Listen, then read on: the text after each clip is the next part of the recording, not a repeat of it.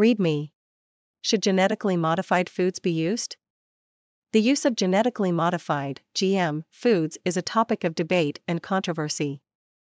Some argue that GM foods can help address issues related to food scarcity and increase crop yields, while others express concerns about the potential health and environmental risks associated with the use of GM technology. The decision to use GM foods should be based on a thorough evaluation of the risks and benefits associated with their use. It is important to ensure that GM foods are safe for human consumption and do not pose any risks to the environment.